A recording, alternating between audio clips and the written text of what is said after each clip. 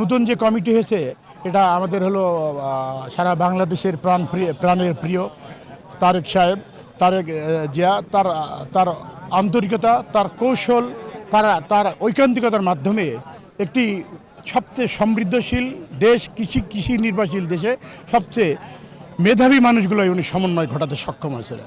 কাউসার ভাই আমাদের প্রাণের থেকেও প্রিয় একজন নেতা। অতীতকালে তিনি ভিপি ছিলেন এবং হলো বাংলাদেশের কৃষি সেক্টরকে ব্যাপকভাবে নিয়ে যাওয়ার জন্য যিনি অবিনশ্বর অবদান রেখে গেছেন তিনি কাউসার ভাই, doctor Kawsar.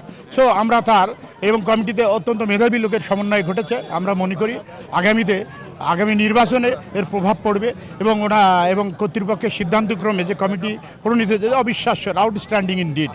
We are looking forward that this is going to be very nice for us in deed.